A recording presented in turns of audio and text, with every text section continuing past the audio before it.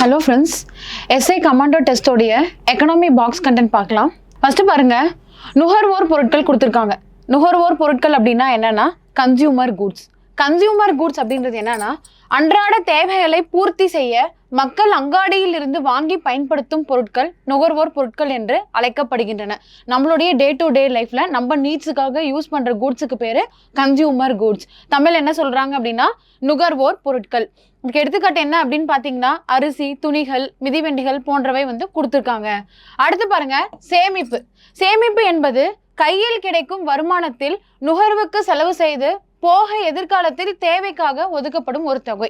நம்ம கிட்ட ஒரு அமௌண்ட் இருக்கு அப்படின்னா நம்மளுடைய தேவையெல்லாம் யூஸ் பண்ணதுக்கு அப்புறம் சர்ப்ளஸா எக்ஸஸா ஒரு அமௌண்ட் இருந்துச்சு அப்படின்னா நம்மளுடைய ஃபியூச்சர் எதிர்காலத்தை நோக்கி நம்ம சேமித்து வைக்கக்கூடிய பணம் தான் சேமிப்பு. இப்போ நம்ம ஆட்களே பார்த்தா நிறைய பேர் பேங்க்ல டெபாசிட் பண்ணி வைப்பாங்க. இப்போ இந்த மாதிரி விஷயங்கள்லாம் சேமிப்புக்குள்ள அடங்கும்.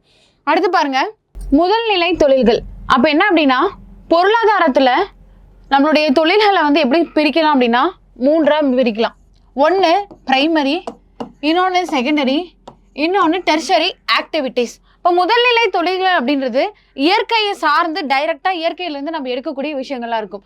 உணவு தேவைக்கும் தொழில் உற்பத்திக்கும் தேவையான மூலப்பொருட்களை உற்பத்தி செய்வது முதல்நிலை தொழில்கள் எனப்படுகிறது. இதுக்கு எடுத்துக்காட்டு பிரைமரி ஆக்டிவிட்டீஸ்க்கு நம்ம என்ன சொல்லலாம் அப்படின்னா வேளாண்மை, கால்நடை வளர்த்தல், மீன் பிடித்தல், கனிமங்கள், தாது பொருட்கள் போன்ற மூலப்பொருட்கள் சேகரித்தல், இவங்க எல்லாருமே பிரைமரி ஆக்டிவிட்டிஸ்ன்னு சொல்லக்கூடிய முதல் நிலை தொழில்கள்ல வரக்கூடியவங்க. அடுத்து பாருங்க, இரண்டாம் நிலை தொழில்.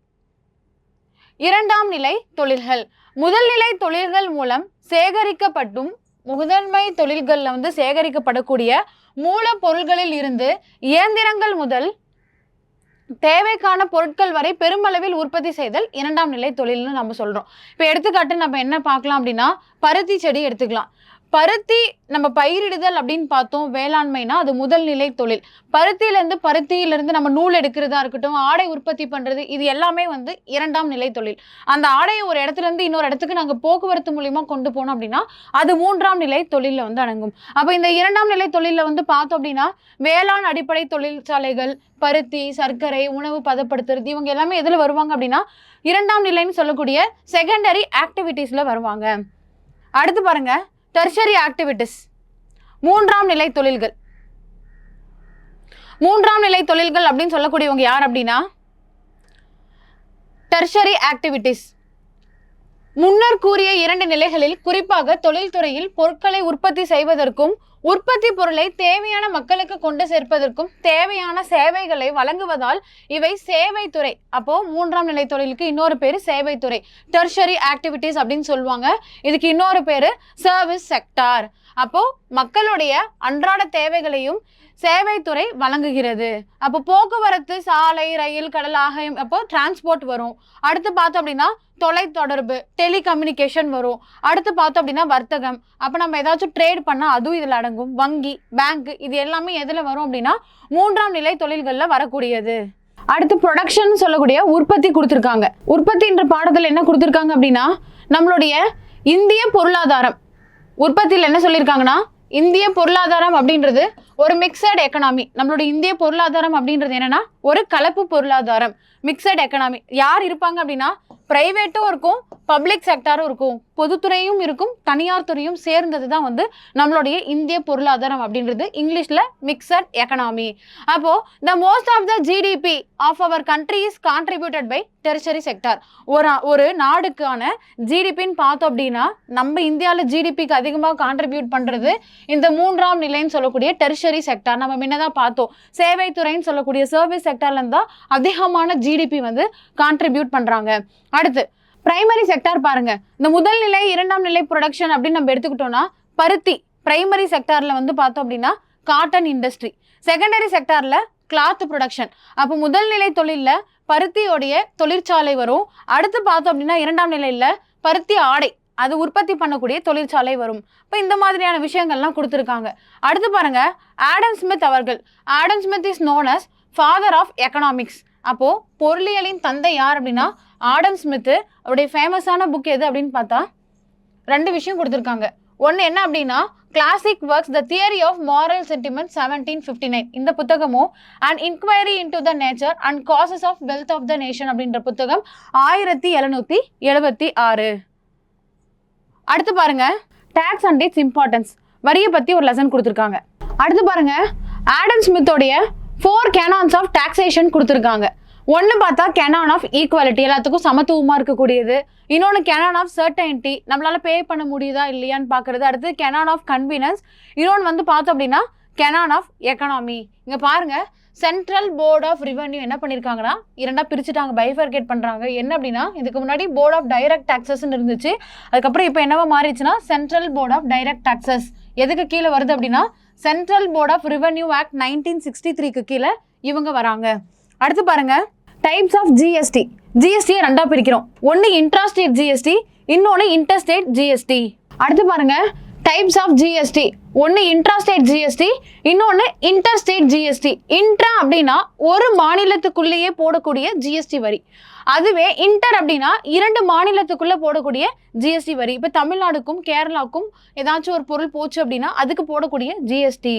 அப்போ இது வந்து மத்திய மாநிலம் ரெண்டுமே ஷேர் பண்ணிக்கும். இது வந்து பார்த்தா இன்டர்ஸ்டேட், 2 ஸ்டேட்டுக்குள்ள ஜிஎஸ்டி. இது பாருங்க டைரக்ட் டாக்ஸஸ் இன்டைரக்ட் டாக்ஸஸ், வரியை ரெண்டா பிரிக்கிறோம், ஒன்று நேர்முக வரி, இன்னொன்று மறைமுக வரி. இந்த நேர்முக வரி நம்ம பார்த்தோம் அப்படின்னா வந்து நம்மளுடைய வருமான வரி சொல்லலாம், சொத்துக்கான வரி வெல்த் டாக்ஸ் சொல்லலாம், corporate tax, capital gains tax மற்றும் செக்யூரிட்டி டிரான்சாக்ஷன் டாக்ஸ். இவங்கெல்லாம் யாருன்னா டைரக்டா தானே வந்து கவர்மெண்ட்டுக்கு செலுத்தக்கூடிய வரி.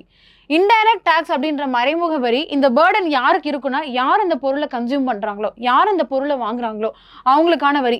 சர்வீஸ் டாக்ஸாவோ என்டர்டைன்மெண்ட் டாக்ஸு, அப்போ பொழுதுபோக்குக்காக பண்ணக்கூடியது, கஸ்டம்ஸ் டியூட்டி, வேல்யூ ஆடட், அப்போ மதிப்பு கூட்டு வரி, அதுக்கப்புறம் excise duty, sales tax, luxury tax, இந்த மாதிரி எண்ணற்றது எதுக்குள்ளே வரும் அப்படின்னா மறைமுக வரின்னு சொல்லக்கூடிய இன்டைரக்ட் டாக்ஸில் வரும். அடுத்து பாருங்க toll tax. Toll tax is a tax you often pay to use any form of infrastructure developed by the government. அப்போ சுங்கவரி அப்படின்றது அந்த டாக்ஸ் எந்த மாதிரியான டாக்ஸாக வேணாலும் இருக்கலாம், கவர்மெண்ட்டோடைய இன்ஃப்ராஸ்ட்ரக்சராக இருந்துச்சுன்னா நம்ம அதுக்கு பே பண்ணக்கூடிய டாக்ஸ் தான் டோல் டாக்ஸ். எடுத்துக்காட்டு என்ன கொடுத்துருக்காங்கன்னா ஏதாச்சும் ரோடோ பிரிட்ஜஸோ கட்டினாங்க அப்படின்னா அதை கிராஸ் பண்ணி போனோம்னா நம்ம அதுக்கு பே பண்ணக்கூடியது. அடுத்து பாருங்க cess. Cess is imposed by the government of India was started from 15th November 2015. அப்போது 15 நவம்பர் 2015 தான் என்ன இன்ட்ரடியூஸ் பண்ணியிருக்காங்க அப்படின்னா இந்த செஸ் வந்து இன்ட்ரடியூஸ் பண்ணியிருக்காங்க. அப்போது the tax is applicable on all taxable services and the cess currently stands at 0.5%. அப்போ இந்த செஸ்ன்றது எவ்வளோ பர்சன்டேஜ் தான் அப்படின்னா வெறும் 0.5%. ஸ்வச் பாரத் செஸ் வந்து லீவி பண்ணுறாங்க. 14% service tax that is prevalent in the present times. அப்போ ஸ்வச் பாரத் இதில் பார்க்கும்போது 14%. அடுத்து பாருங்க டைரக்ட் டாக்ஸ்னா என்ன, இன்டைரக்ட் டாக்ஸ்னா என்ன. Burden cannot be shifted by the taxpayers. அப்போது ஒரு கவர்மெண்ட் ஜாப்ல இருக்காங்க, டாக்ஸ் கவர்மெண்ட்டுக்கு பே பண்ணுறாங்கன்னு வைங்களேன், அப்போது அவர் தான் வந்து கவர்மெண்ட்டுக்கு டேக்ஸை பே பண்ணுவார். அப்போது இது வந்து பார்த்தோம் அப்படின்னா டைரக்ட் டேக்ஸு, பேர்டன் அவர் தான் பியர் பண்ணுவார். அப்போ அந்த சுமையானது அவருக்கானது தான். அடுத்து இன்டைரக்ட் டேக்ஸ்ன்னு எடுத்தோம் அப்படின்னா easily shifted to another person. ஒரு பொருள் யாராச்சும் வாங்குறாங்க அப்படின்னா யார் அந்த பொருள் வாங்குறாங்களோ அவங்களுக்கே தெரியாமல் என்ன பண்ணுறாங்க அதுக்கான வரியை கொடுக்குறாங்க, அதுதான் இன்டைரக்ட் டேக்ஸு. அடுத்து பாருங்க டிமானிட்டைசேஷன். டிமானிட்டைசேஷன் அப்படின்றது என்ன அப்படின்னா பண மதிப்பிழப்பு. பண மதிப்பிழப்பு இந்தியாவில் எப்போ பண்ணுறாங்க அப்படின்னா 8 நவம்பர் 2016, நவம்பர் 8ஆம் தேதி 2016 டிமானிட்டைசேஷன் சொல்லக்கூடிய பண மதிப்பிழப்பு பண்ணுறாங்க. அப்போ கவர்மெண்ட் நம்மளுடைய இந்திய அரசாங்கம் என்ன அறிவிக்குது அப்படின்னா 500 ரூபாய் தாளையும் 1000 ரூபாய் தாளையும் என்ன பண்ணுறாங்க எடுத்துடுறாங்க.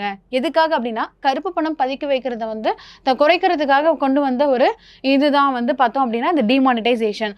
அடுத்து இன்ஃப்ளேஷன் அண்ட் டீஃப்ளேஷன், பணவீக்கம் மற்றும் பணவாட்டம். பணவீக்கம் அப்படின்றது என்னன்னா பொருளுடைய விலைவாசி உயர்ந்துடும், பணத்தோடைய மதிப்பு குறைய ஆரம்பிக்கும். அப்போ அதுதான் இன்ஃப்ளேஷன். பாருங்க inflation refers to prices are rising, the value of money will fall. பணத்தோடைய மதிப்பு குறைஞ்சிரும், ஆனா பொருளுடைய விலை அப்படின்றது அதிகரிக்க ஆரம்பிச்சிடும். அடுத்து பணவாட்டம்னு சொல்லக்கூடிய டீஃப்ளேஷன் அப்படின்னா அப்படியே அதுக்கு opposite.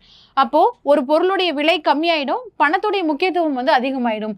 prices are falling, value of money will increase. அதுதான் இன்ஃப்ளேஷன் அண்ட் டிஃப்ளேஷனுக்குள்ள difference. Symbol of Indian rupee. நம்மளுடைய இந்தியன் ருப்பியோடைய சிம்பிளை டிசைன் பண்ணது யாருன்னா மிஸ்டர் உதயகுமார் அப்படின்றவர், விழுப்புரம் மாவட்டத்தை சேர்ந்தவர்.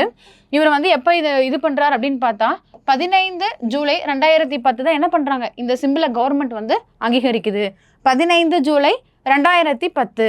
அடுத்து பாருங்க, பப்ளிக் அண்ட் பிரைவேட் செக்டார்ல mixed economy is the mixture of merits of both capitalism and socialism. இந்த முதலாளித்துவம் சொல்லக்கூடிய கேபிட்டலிசம் ஃபாலோ பண்ணக்கூடிய நாடு அமெரிக்கா போன்ற நாடுகள், சோஷியலிசம் அப்படின்ற இந்த கொள்கையை ஃபாலோ பண்ணக்கூடியவங்க ரஷ்யன் போன்ற கண்ட்ரிஸ். இது ரெண்டுத்தையும் மிக்ஸ் பண்ணி யூஸ் பண்ணுற கலப்பு பொருளாதாரம் தான் நம்மளுடைய இந்திய அரசாங்கம். The largest public sector employ in India is Indian railways. அப்போ அதிகப்படியான பொதுத்துறையில் வேலையாட்களை வச்சுட்டு இருக்கக்கூடிய ஒரு துறை எதுன்னு பார்த்தோம் அப்படின்னா நம்மளுடைய இந்தியன் ரயில்வேஸ். அடுத்து பாருங்க, இந்த டேர்ம் நவரத்னா. நவரத்னா அப்படின்றது பார்த்தோம் அப்படின்னா 9 ப்ரீஷியஸ் ஜெம். நவா அப்படின்னா 9ன்னு அர்த்தம். நம்ம தமிழில் கூட நவமின்னு பார்ப்போம். இப்போ நவரத்னா அப்படின்னா 9 ப்ரீஷியஸ் ஜெம்ஸ் அப்படின்றாங்க. யாருடைய பீரியட்ல இருந்துச்சு அப்படின்னா 2ஆம் சந்திரகுப்தருடைய காலகட்டத்தில் இருந்துச்சு. முகலாய எம்பரரான அக்பருடைய காலகட்டத்திலே இருந்துச்சு. அப்போ 9 முக்கியமான புலவர்கள் வந்து அவங்களுடைய அவையில் வந்து இருந்திருப்பாங்க. அப்போ அதுதான் வந்து அந்த நவரத்னா அப்படின்றது. அடுத்து பாருங்க, பர் கேபிட்டா இன்கம், தனிநபர் வருமானத்தை கொடுத்துருக்காங்க. இப்போ தனிநபர் வருமானம் அப்படின்னு நம்ம பார்த்தோம் அப்படின்னா வேர்ல்டு பேங்க் ரிப்போர்ட் படி என்ன கொடுத்துருக்காங்க அப்படின்னா 2017-18 ரிப்போர்ட்டு டாலர் அடிப்படையில் தனிநபர் வருமானத்தை வச்சு நாடுகளை பிரிச்சிருக்காங்க. அப்போது தனிநபர் வருமானமானது 1005 US$ கம்மியாக இருந்துச்சு அப்படின்னா லோ இன்கம். அப்போ தனிநபர் வருமானம் மிகவும் குறைவுன்னு அர்த்தம். அடுத்து பார்த்தோம் அப்படின்னா 2006 3955 இருந்துச்சு அப்படின்னா லோயர் மிடில் இன்கம் கண்ட்ரீஸ். அடுத்து பாருங்க, 3956 12235 இந்த ரேஞ்சில் இருந்துச்சு அப்படின்னா அப்பர் மிடில் இன்கம் கண்ட்ரிஸ். 3956 12235 இந்த ரேஞ்சில் இருந்துச்சு அப்படின்னா அப்பர் மிடில் இன்கம் கண்ட்ரிஸ். அடுத்து பார்த்தோம் அப்படின்னா 12235 மேற்பட்டு போச்சு அப்படின்னா ஹை இன்கம், தனிநபர் வருமானம் அதிகம் உள்ள நாடுகள். அடுத்து பாருங்க, பிரிக்ஸ் நாடுகள் கொடுத்துருக்காங்க. Next national green tribunal act. அப்போ தேசிய பசுமை தீர்ப்பாயத்துக்கான சட்டம் வந்து எந்த வருடம் கொண்டு வந்திருக்காங்கன்னா 2010. ஏன் அப்படின்னா எதுக்காக இந்த கிரீன் ட்ரிபியூனல் கொண்டு வந்தாங்க அப்படின்னா நம்மளுடைய சுற்றுச்சூழல் பாதுகாப்புக்காக, என்விரான்மெண்டலை ப்ரொடெக்ட் பண்ணுறதுக்காகவும் பாதுகாக்கிறதுக்காகவும் வந்து கொண்டு வந்த ஒரு விஷயம். அடுத்து பாருங்க, biodiversity act, BDA act. Biodiversity act அப்படின்றது 2002 பயோடைவர்சிட்டி ஆக்ட். இந்த பயோடைவர்சிட்டி ஆக்ட் கீழே தான் தமிழ்நாட்டில் ஃபஸ்ட்டு பயோடைவர்சிட்டி சைட்டை எதை அறிவிச்சிருக்காங்க அப்படின்னா மதுரையில் இருக்கக்கூடிய அரிட்டாப்பட்டி.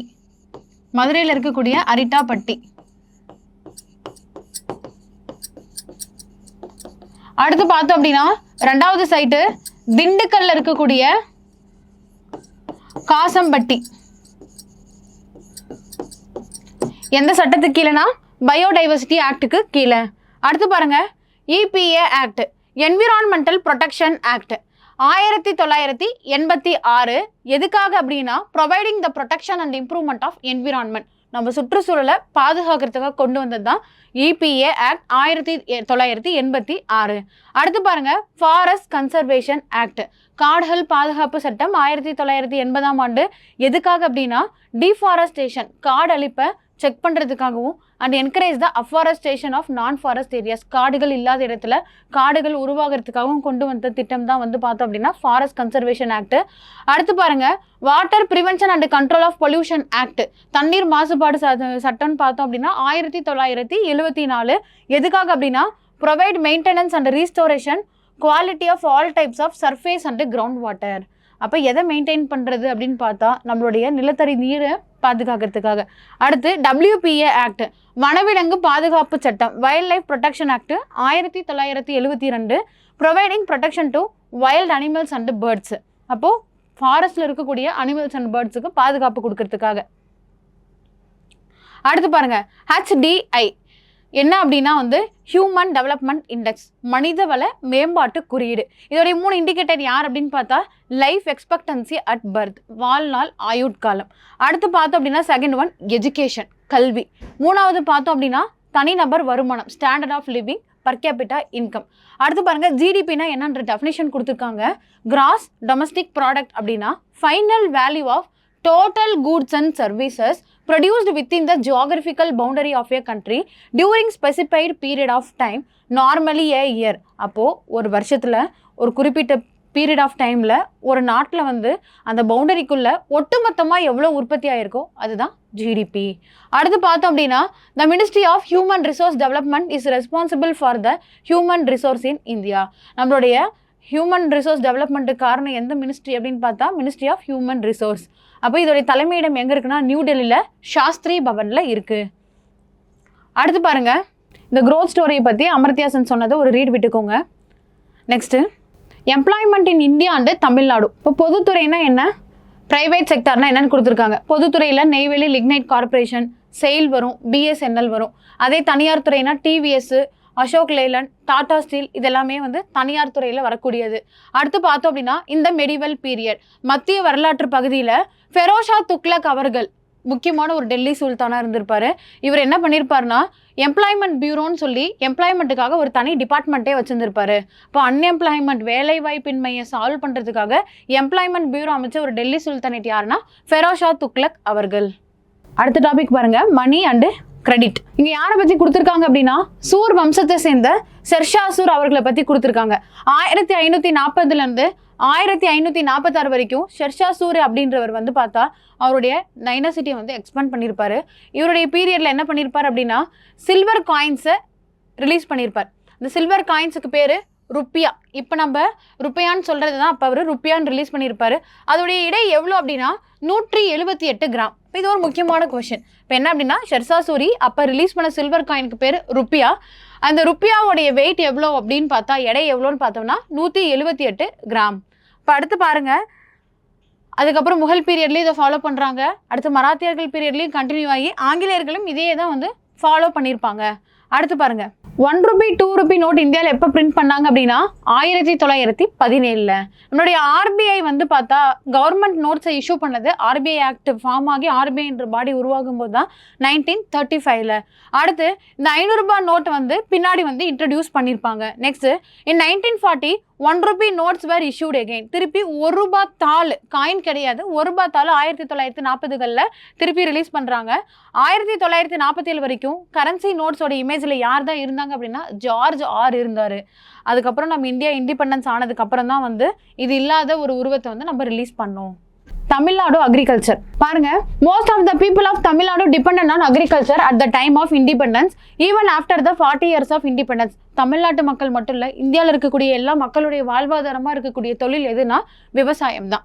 அதுலேயும் தமிழ்நாட்டில் முக்கால்வாசி மக்களுடைய வாழ்வாதாரமாக கருதப்படுறதே எது தான், இந்த விவசாயம் தான். சுதந்திரம் அடைஞ்சும் 40 வருஷம் கழிச்சு நம்ம என்ன தான் ஃபாலோ பண்ணிட்டு இருந்தோம், இந்த விவசாயம் தான். That situation is being change in the recent years. இப்போ தான் மாற ஆரம்பிச்சிருச்சு.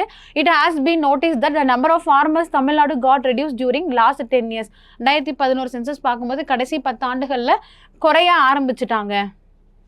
அதே மாதிரி similarly the number of agriculture workers also reduce during the same period. அப்போது அதிகமான வேலை வாய்ப்பு கொடுக்கக்கூடியது விவசாயத்துறை தான்.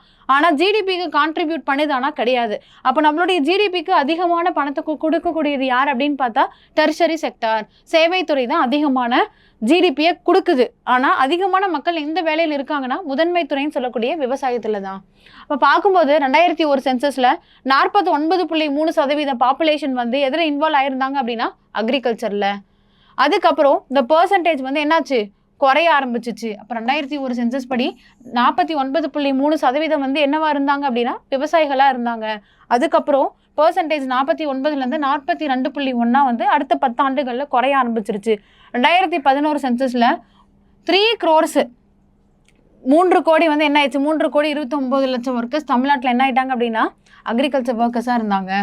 ஜஸ்ட் இந்த டேட்டாவை ஒரு ரீட் விட்டுக்கோங்க. அடுத்து விர்ச்சுவல் வாட்டர், மறைவு நீர்னு சொல்லக்கூடிய விர்ச்சுவல் வாட்டர். இந்த டேர்மை வந்து முதல்ல இன்ட்ரடியூஸ் பண்ணது யாருன்னா டோனி ஆலன். விர்ச்சுவல் வாட்டர் அப்படின்னா மறைவு நீர். இது வந்து இன்ட்ரடியூஸ் பண்ணது டோனி ஆலன். எந்த வருஷம் அப்படின்னா 1990 வந்து இன்ட்ரடியூஸ் பண்ணியிருப்பாரு. அப்போ இந்த water consumed in the production process of an agriculture or industrial product is call virtual water. நம்ம ஒரு பொருள் உற்பத்தி பண்ணுறதுக்காக எவ்வளவு நீர் செலவு பண்ணியிருக்கோமோ அதை விர்ச்சுவல் வாட்டர்னு சொல்லுவோம். இப்போது சர்க்கரை உற்பத்தி பண்ணுறதுக்கு நம்ம சுகர் கேன் ஃபீல்டில் எவ்வளோ நீர் பாய்ச்சிருக்கோம். இப்போ ஒரு பாட்டில் வந்து தண்ணி தயாரிக்க எவ்வளோ பாட்டில் தண்ணி செலவு பண்ணியிருக்கோம், இப்போ இந்த கான்செப்ட் பார்த்தோம் அப்படின்னா விர்ச்சுவல் வாட்டர். இங்கே வந்து ஒவ்வொரு தாவரத்துக்கும் இவ்வளோ டன் தண்ணிகள் வந்து செலவாயிருக்குன்னு கொடுத்துருப்பாங்க. இது ஒரு ரீட் விட்டுக்கோங்க. அடுத்து micro irrigation technology. Micro irrigation technology அப்படின்றது ஒரு நல்ல ரெமிடியல் மெஷராக இருக்குது. ஏன் அப்படின்னா தண்ணீர் அதிகமாக நம்ம நீர் பாய்ச்சி வேஸ்ட் பண்ணுறதுக்கு பதிலாக அப்போ நம்ம மைக்ரோ அளவில் பண்ணுற இரிகேஷன் வந்து தண்ணீரை வந்து சேகரித்து வைக்கும். அப்போ இந்த irrigation technology help to have high yield compared to traditional irrigation. நம்ம வாய்க்கால் மூலியமாக வந்து ஒவ்வொரு பாத்தியாக கட்டி நம்ம வந்து விவசாயம் பண்ணுறதை விட மைக்ரோ இரிகேஷன் பண்ணனா தாவரம் எங்கே இருக்கோ அங்கே மட்டும் தண்ணி கிடைக்கும். இப்போ தேவையில்லாமல் தண்ணீர் வந்து வேஸ்ட் ஆகாது. அடுத்து பார்த்தோம் அப்படின்னா வந்து fertilizer is distributed through water. It increases the usage of fertilizer. தண்ணீர் ஓடும் போதே அதோட நம்ம வந்து ஃபர்டிலைசர் கரைச்சிட்டோம் அப்படின்னா அதுக்கு பேர் ஃபர்டிகேஷன் சொல்லுவாங்க. இதனால நம்மளுக்கு ஈல்டு வந்து அதிகரிக்கும் அப்படின்னு கொடுத்துருக்காங்க. அடுத்து பாருங்க, different water sources for irrigation. Irrigated area. அப்போ நம்ம நீர் பாய்ச்சனம் பண்ணக்கூடிய ஏரியாஸ்ன்னு பாருங்க. கிணறு அப்படின்னா 62%. அதே வந்து கேனால்ஸ்ன்னு சொல்லக்கூடிய வாய்க்கால்கள் மூலியமா 24% தான். லேக்ஸ் ஏரிகள் மூலியமா 14%. இப்போ India is the largest global fresh water user. உலகத்திலே அதிக அளவில் நன்னீர் பயன்படுத்தக்கூடிய நாடுகளில் இந்தியா தான் பெரிய ஒரு நாடாக இருக்குது. அதுலேயும் India has the 5th largest exporter of virtual water. அந்த மறைவு நீரை கடத்தக்கூடிய நாடுகளில் நம்ம தான் 5வது மிகப்பெரிய நாடு. நம்ம நீர்ப்பாசனம் பண்ணக்கூடியதில் எத்தனை சதவீதம் அப்படின்னு பார்த்தா, இப்போது நீர்ப்பாசனம் மூலியமா விவசாயம் பண்ணுறது எவ்வளோ அப்படின்னு பார்த்தா 57%. இது ஒரு முக்கியமான கண்டென்ட். அப்போ இரிகேஷன் மூலிமா நம்ம எவ்வளோ கல்டிவேட் பண்ணுறோம் அப்படின்னா 57%.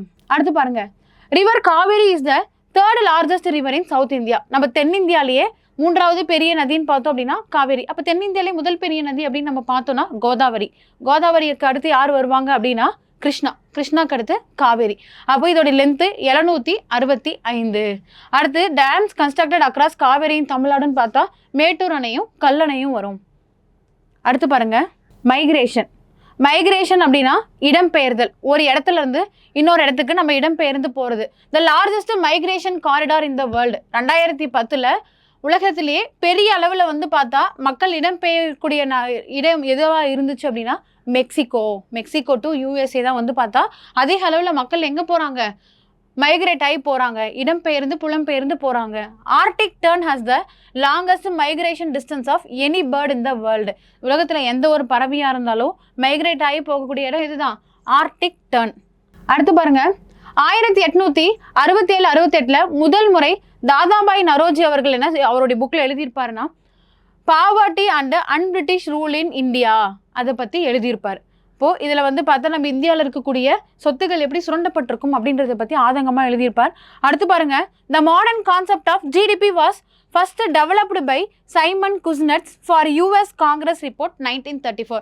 1934 சைமன் குஸ்னெட் அப்படின்றவர் US காங்கிரஸ் ரிப்போர்ட்டில் என்ன எழுதியிருப்பாருன்னா ஜிடிபி அப்படின்ற கான்செப்டை எழுதியிருப்பார். அடுத்து பாருங்க, GVA கிராஸ் வேல்யூ ஆடட் மதிப்பு கூட்டை பற்றி கொடுத்துருக்காங்க. ஒரு பொருள் இன்னொரு பொருளாக ப்ராசஸ் ஆகி விற்றோம்னா அதுக்கான ஒரு ஃபார்ம். இப்போ எக்ஸாம்பிளுக்கு ஒரு டொமேட்டோ இருந்துச்சுன்னா நார்மலாக 1 கிலோ 20 ரூபானா அதோடைய வேல்யூ அவ்வளோதான்.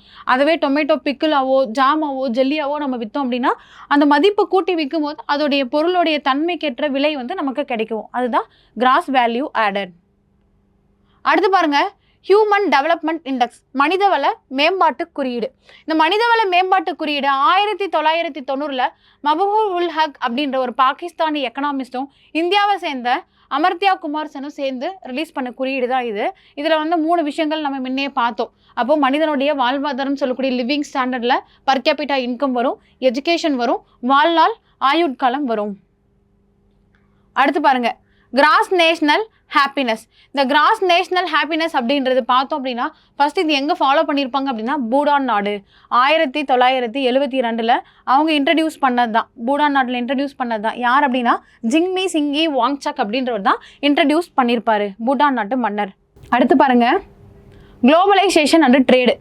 வேர்ல்டு ட்ரேட் ஆர்கனைசேஷன் அப்போ என்ன அப்படின்னா வேர்ல்டு ட்ரேட் ஆர்கனைசேஷன் WTO அப்படின்னு சொல்கிறாங்க. அடுத்து பாருங்க, வேர்ல்டு ட்ரேட் ஆர்கனைசேஷன் WTOன்னு சொல்லக்கூடிய அமைப்பு. இதோடைய ஹெட் குவார்ட்டர் எங்கே இருக்குது அப்படின்னா ஜெனீவா, சுவிட்சர்லாந்து. 1945 இதோடைய பேர் என்னவா இருக்கும் அப்படின்னா GATT, general agreement on tariff and ட்ரேடுன்னு ஆரம்பிச்சிருக்கோம். அதுக்கப்புறம் 1995 தான் இது WTO அப்படின்னு மாறி இருக்கும். இப்போ இதோடைய தலைமையிடம் அப்படின்றது ஜெனீவா, சுவிட்சர்லாந்து. அதோடைய பர்பஸ் எதுக்காக அப்படின்னா ரெகுலேஷன் இன்டர்நேஷனல் ட்ரேட், சர்வதேச அளவில் ட்ரேட் வர்த்தகத்தை வந்து கண்ட்ரோல் பண்ணுறதுக்காக கொண்டு வந்த ஒரு அமைப்பு தான் இந்த WTO. இதோடைய மெம்பர்ஸ் யார் யார் அப்படின்னு பார்த்தோம் அப்படின்னா director general, 4 deputy director general, கூட 600 அஃபிஷியல்ஸ் இருப்பாங்க, 80 உறுப்பினர் நாடுகள் இருக்காங்க. அடுத்து பாருங்க G7 நாடுகள். இந்த G7 நாடுகள் முக்கியமான நாடுகள், ஒரு ரீட் விட்டுக்கோங்க. Canada, France, Germany, Italy, Japan, UK மற்றும் US. அடுத்து பாருங்க ஃபெரா. ஃபெரா அப்படின்னா எந்த வருஷம் வந்திருக்குன்னா 1974 ஃபாரின் எக்ஸ்சேஞ்ச் ரெகுலேஷன் ஆக்ட் 1974. அப்போது இந்த ஆக்டை வந்து நம்ம என்ன சொல்லலாம் அப்படின்னா எதுக்காக வந்துச்சு அப்படின்னா MNC எப்படி இந்தியாவில் ஆப்ரேட் ஆகிட்டு இருக்கு, எப்படி நடந்துட்டு இருக்கு அப்படின்றதுக்காக வந்தது தான் ஃபெரா அப்படின்ற ஆக்ட். MNC அப்படின்னா என்னன்னா மல்டிநேஷ்னல் கம்பெனிஸ்.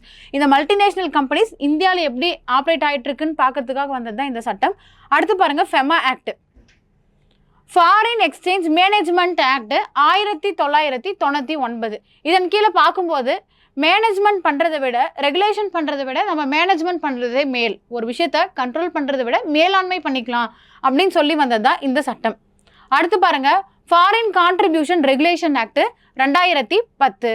இப்போது இந்த FCRA அப்படின்றது 2010 எனக்ட் பண்ண ஒரு ஆக்ட். எங்கே அப்படி பண்ணியிருப்பாங்க அப்படின்னா பார்லிமெண்ட் அவர்கள் தான் பண்ணியிருக்கோம், to regulate the acceptance and utilisation of foreign contribution. அடுத்து பாருங்க ஃபாரின் கான்ட்ரிபியூஷன் ரெகுலேஷன் ஆக்ட் 2010. இந்த FCRA 2010 வந்து யார் எனக்ட் பண்ணுறாங்க அப்படின்னா நம்மளுடைய பார்லிமெண்ட் தான் எனக்ட் பண்ணுறாங்க. எதுக்காக அப்படின்னா ஃபாரின்லேருந்து ஒரு கொடையாக கான்ட்ரிபியூஷனாக ஒரு விஷயம் கொடுக்குறாங்க அப்படின்னா அதை நம்ம அக்செப்ட் பண்ணுறோம், யூட்டிலைஸ் பண்ணுறோன்னா அதை கட்டுப்படுத்துறதுக்காக கொண்டு வந்தது தான் வந்து இந்த FCRA ஆக்ட். உலகத்திலே 10 பெரிய MLC கம்பெனிஸ் 2018 பொறுத்த வரைக்கும் இந்த சோனி கார்பரேஷன், இந்த HP, Tata group, Microsoft corporation, IBM நிறுவனம், நெட்டில், அந்த Gamble, city group, Pepsi company மற்றும் கொக்கோ கோலா கம்பெனி. அடுத்து பாருங்க ஃபுட் செக்யூரிட்டி அண்ட் நியூட்ரிஷன், உணவு பாதுகாப்பு, மினிமம் சப்போர்ட் ப்ரைஸ் MSP. இந்த மினிமம் சப்போர்ட் ப்ரைஸ் அப்படின்னா என்ன அப்படின்னா விவசாயிகள் வந்து ஒரு பயிரை போடுறாங்க, பயிர் போட்டு அவங்களுக்கு நட்டம் ஏற்படும் போது அவங்களுக்கு அந்த இதை ஈடு கட்டணுன்றதுக்காக கொண்டு வந்தது தான் இந்த MSP. இந்த MSP அப்படின்றது எப்போ அறிவிப்பாங்க அப்படின்னா ஃபார்மர்ஸ் வந்து தன்னுடைய விதைகளை வந்து விதைக்கிறதுக்கு முன்னாடியே சோவிங் சீசனில் என்ன பண்ணிடுவாங்க, அந்த பயிருக்கான மினிமம் சப்போர்ட் ப்ரைஸை வந்து அறிவிச்சிருவாங்க. அப்போது இந்த MSP அப்படின்றது அறிவிக்கக்கூடியது வந்து பார்த்தா கவர்மெண்ட் தான் அறிவிக்கும். இதை வந்து பார்த்தா யார் இது பண்ணுவாங்க அப்படின்னா CACP அப்படின்ற ஒரு பர்சன் வந்து வருவாங்க. அடுத்து பாருங்க இப்போ அட் ப்ரெசென்ட்டில் 22+1 கிராப்ஸ் இருக்குது.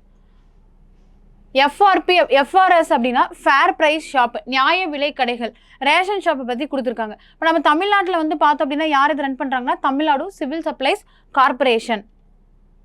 அடுத்து national food security actin Tamil Nadu. நம்ம தமிழ்நாட்டில் இந்த சட்டம் பார்த்தோம் அப்படின்னா இந்தியாவில் எப்போ வந்துச்சு அப்படின்னா தேசிய உணவு பாதுகாப்பு சட்டம் 2013, இந்தியாவுக்கு 2013. ஆனால் தமிழ்நாடு எப்போ கொண்டு வந்திருக்கோம், நவம்பர் 1, 2016.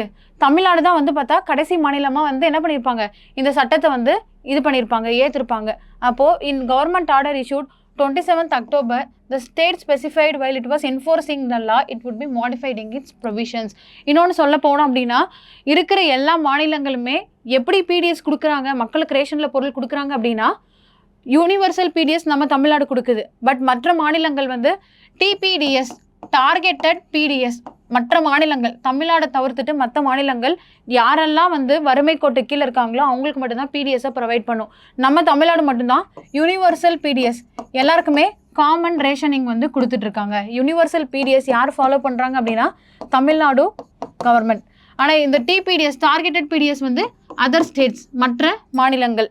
அடுத்து பாருங்கள் மல்டி டைமென்ஷனல் பாவர்ட்டி இண்டெக்ஸ். இந்த மல்டி டைமென்ஷனல் பாவர்ட்டி இண்டெக்ஸில் வந்து பார்த்தா 10 இண்டிகேட்டர் இருக்குது. இதில் சுகாதாரம்னு எடுத்துக்கணும்னா நியூட்ரிஷன், சைல்டு மார்ட்டாலிட்டி. அடுத்து பார்த்தோன்னா எஜுகேஷனில் எவ்வளோ வருஷம் ஸ்கூலிங் போனாங்க, இயர்ஸ் ஆஃப் ஸ்கூலிங், எவ்வளோ நாள் அட்டெண்ட் பண்ணாங்க, ஸ்கூலோடைய அட்டெண்டன்ஸு.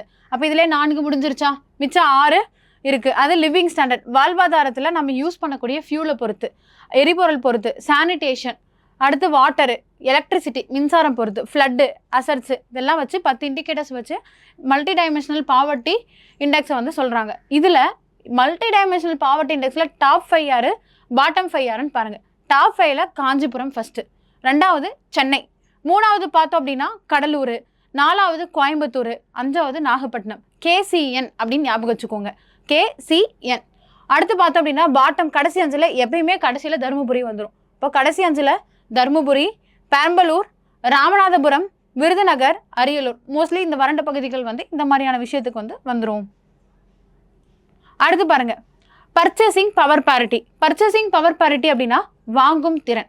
அப்போ a concept related to purchasing power parity is an economic theory that estimate the amount need to be adjusted to the price of item given exchange rate of two countries for exchange of match each currency purchasing power. ஒரு பொருளை வாங்குறதுக்கான திறனை தான் நம்ம என்ன சொல்கிறோம், பிபிபின்னு சொல்கிறோம்.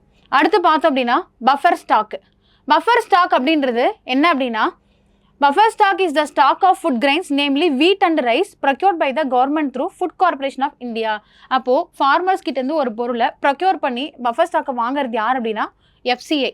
இந்த ஃபுட் கார்பரேஷன் ஆஃப் இந்தியா வாங்கி யாருக்கு தராங்க அப்படின்னா நம்ம மக்களுக்கே ரேஷன் ஷாப்பில் கொடுக்க ஆரம்பிச்சிருவாங்க. அப்போது எஃப்ஆர்பின்னா என்னென்னு பாருங்கள், எஃப்சிஐன்னு சொல்லக்கூடிய ஃபுட் கார்பரேஷன் ஆஃப் இந்தியானா என்னென்னு பார்த்துக்கோங்க, எம்எஸ்பின்னு சொல்லக்கூடிய மினிமம் சப்போர்ட் ப்ரைஸ் அப்படின்னா என்னென்னு பார்த்து வச்சுக்கோங்க. அடுத்து important ongoing schemes in Tamil Nadu, முக்கியமான திட்டங்கள். ஃபர்ஸ்ட் பார்த்தோம் அப்படின்னா டாக்டர் முத்துலட்சுமி ரெட்டியோடைய maternity benefit scheme. Muthulakshmi Reddy மகப்பேறு உதவி திட்டம். இதில் பார்த்தோம் அப்படின்னா 12,000 ரூபாய் வந்து பார்த்தா தாய்மார்கள், கருவுற்ற தாய்மார்களுக்காக கொடுக்கக்கூடிய ஒரு ஸ்கீமாக இருந்துச்சு. இதில் அவங்களுக்கான ஊட்டச்சத்து கொடுக்கறது, மற்ற விஷயங்கள், அவங்களுடைய டெலிவரி பீரியடுக்கு வந்து ஹெல்ப் பண்ணுறது, அவாய்ட் லோ பர்த் வெயிட். அப்போ இந்த நியூட்ரியன் கொடுக்கறதுனால குழந்தை வந்து கம்மியான வெயிட்டில் பிறக்கிறது வந்து நம்ம ரெடியூஸ் பண்ணலாம். இதை 3 தவணைகளாக கொடுத்துட்டு இருந்தாங்க. அடுத்து பாருங்க, CM chief minister comprehensive health insurance scheme launched in the state 2011-12. அப்போது முதலமைச்சரின் விரிவடைந்த காப்பீடு திட்டம் எப்போ கொண்டு வராங்கன்னா 2011-12. இப்போ என்ன அப்படின்னா, to provide universal health care to all by providing free medical and surgical treatment in government and private hospital. அரசாங்க ஹாஸ்பிட்டலாக இருந்தாலும் சரி, ப்ரைவேட் ஹாஸ்பிட்டலாக இருந்தாலும் சரி, எல்லாருக்குமே வந்து என்ன கொடுக்குறாங்க அப்படின்னா இலவச சிகிச்சை மற்றும் சர்ஜரிக்கான இதை வந்து கொடுக்குறாங்க. எதுக்கு கீழே அப்படின்னா முதலமைச்சரின் விரிவடைந்த காப்பீடு திட்டத்தின் கீழ். அடுத்து 3வது பாருங்க, Tamil Nadu health system project TNHSP. இது என்னதை லான்ச் பண்ணாங்க அப்படின்னா ஆம்புலன்ஸ் சர்வீஸ். இந்த 108 ஆம்புலன்ஸ் சர்வீஸை எப்போ கொண்டு வராங்க அப்படின்னா 2008. 2008ல் கொண்டு வராங்க எமர்ஜென்சி ஆம்புலன்ஸ் சர்வீசஸ். அடுத்த ஸ்கூல் ஹெல்த் ப்ரோக்ராம். இந்த ஸ்கூல் ஹெல்த் ப்ரோக்ராம் மெயின்லி எதை எம்பசைஸ் பண்ணுது அப்படின்னா providing comprehensive health service to all students studying in the government and government aided school. அரசாங்கம் மற்றும் அரசாங்கத்தோட சார்ந்த ஸ்கூலில் இருக்கக்கூடிய குழந்தைங்களுக்கு வந்து பார்த்தோம் அப்படின்னா சுகாதாரத்துக்காக வந்த திட்டம் தான். National leprosy eradication programme implemented in the state aim to detect and provide sustained regular treatment to leprosy patient. இப்போ என்ன அப்படின்னா வந்து இந்த தொழுநோயை எரடிகேட் பண்ணுற திட்டத்தை கொண்டு வந்திருக்காங்க. ஸ்டேட்டில் இருக்கக்கூடிய தொழுநோய் பேஷண்ட்ஸை வந்து குறைக்கிறதுக்காக கொண்டு வந்த ஒரு விஷயம். அடுத்து பாருங்க, national programme of nutritional support to primary education. அடுத்து பார்த்தோம் அப்படின்னா சென்ட்ரல் கவர்மெண்ட் இதுன்னு பார்த்தோம் அப்படின்னா ICDS. அடுத்து வந்து பார்த்தோம் அப்படின்னா வந்து 1991. அடுத்து பாருங்க, சம் நியூட்ரிஷன் ப்ரோக்ராம்ஸ் இன் தமிழ்நாடு. தமிழ்நாட்டில் இருக்கக்கூடிய ஊட்டச்சத்து திட்டங்கள். முதலாவது புரட்சி தலைவர் எம்ஜிஆர் நியூட்ரிஷியஸ் மீல் ப்ரோக்ராம். எம்ஜிஆருடைய ஊட்டச்சத்து ப்ரோக்ராம் கொண்டு வந்த டேட் மட்டும் பார்த்துக்கோங்க, ஜூலை 1, 1982. அடுத்து வந்து பார்த்தோம் அப்படின்னா இது கிராமப்புறத்துலேருந்து நகரப்புறத்துக்கு வந்து என்ன பண்ணுறாங்கன்னா எக்ஸ்டெண்ட் பண்ணுறாங்க 1984. 83ல் ஓல்ட் ஏஜ் பென்ஷன்ஸ் வந்து கொடுக்க ஆரம்பிக்கிறாங்க. அடுத்து வந்து பார்த்தோம் அப்படின்னா 95ல் ப்ரெக்னென்ட் விமனுக்கும் ஊட்டச்சத்து கொடுக்க ஆரம்பிக்கிறாங்க. 2வது national programme of nutritional support to primary education. தேசிய அளவில் என்ன பண்ணுறாங்க, ஊட்டச்சத்து சப்போர்ட் வந்து கொடுக்குறாங்க. 3வது ஐசிடிஎஸ் அப்படின்றது ஒரு பெரிய ஒரு ப்ராஜெக்ட். இல்லை பார்த்தோம் அப்படின்னா 1991ல் ஸ்டார்ட் பண்ணுறாங்க. இப்போ 318 பிளாக்ஸில் 24 மாவட்டங்களில் 999ல் 318 ரூரல் பிளாக்ஸு 15,500க்கும் மேற்பட்ட சென்டர்ஸ் வந்து ஓப்பன் பண்ணுறாங்க.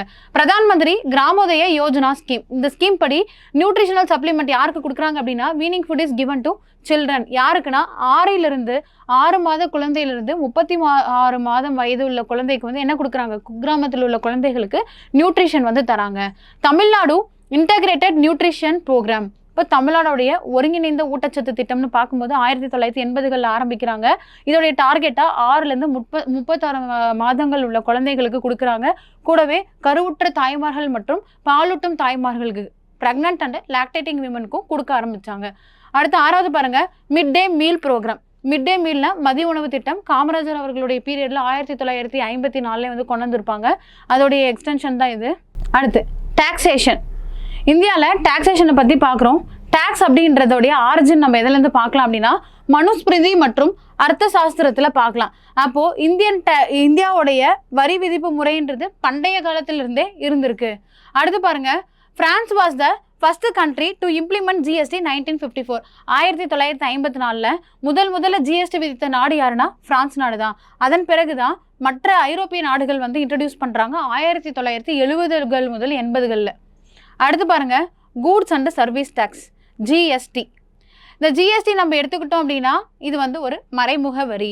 இதிலே வந்து பார்த்தா ஸ்டேட்ஸுக்கு இருக்குது, சென்டருக்கு இருக்குது மற்றும் இன்டர்ஸ்டேட் ஜிஎஸ்டி இருக்குது. இதோடைய ஸ்லாபை பார்த்துக்கோங்க, 5, 12, 18, 28. அடுத்து பிளாக் மணி. இந்த கருப்பு பணத்தை வந்து நம்ம என்ன பண்ணுறோம் அப்படின்னா கர்ப் பண்ணுறதுக்காக இந்தியாவில் என்னென்ன ஸ்டெப்ஸ் எல்லாம் எடுத்தாங்க அப்படின்றது கொடுத்துருக்காங்க. இது ஒரு ரீட் விட்டுக்கோங்க.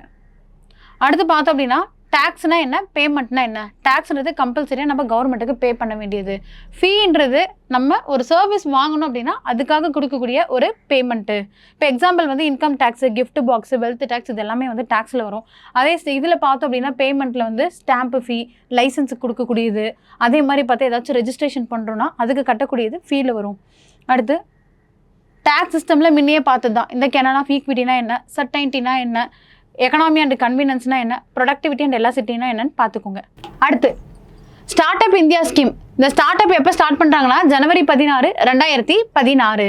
ஸ்டார்ட் அப் இந்தியா ஸ்கீம்ன்றது நம்ம இந்திய அரசாங்கத்துடைய ஒரு இனிஷியேட்டிவ் தான். இதோடைய முதன்மை நோக்கம் என்ன அப்படின்னா ஸ்டார்ட் அப்பை ப்ரொமோட் பண்ணுறது, ஜெனரேஷன் ஆஃப் எம்ப்ளாய்மெண்ட், இப்போ வேலை வாய்ப்பை உருவாக்குறது, அசட் கிரியேஷன், வெல்த் சொத்தை வந்து கிரியேட் பண்ணுறது. இது வந்து ஸ்டார்ட் அப் இந்தியா. அடுத்து ஸ்டாண்ட் அப் பார்த்தோம் அப்படின்னா ஏப்ரல் 5, 2016.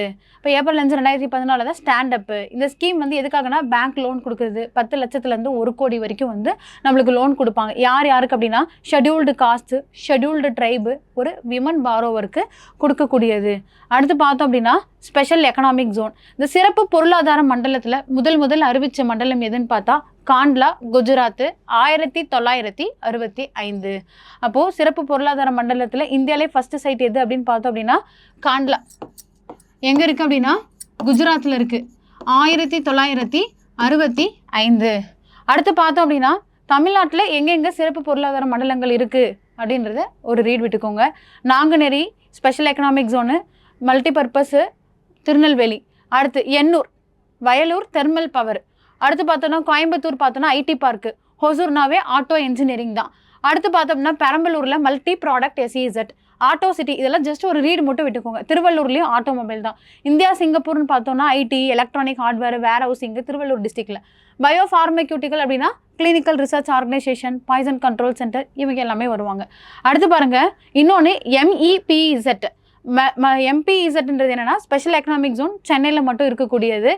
MPEZோடைய ஹெட் குவார்ட்டர்ஸ் எங்கே இருக்குது அப்படின்னா நம்மளுடைய சென்னையில் தாம்பரத்தில் மெட்ராஸ் எக்ஸ்போர்ட் ப்ராசஸிங் ஜோனு. சரிங்களா? Thank you friends. நெக்ஸ்ட் வீடியோவில் பார்க்கலாம்.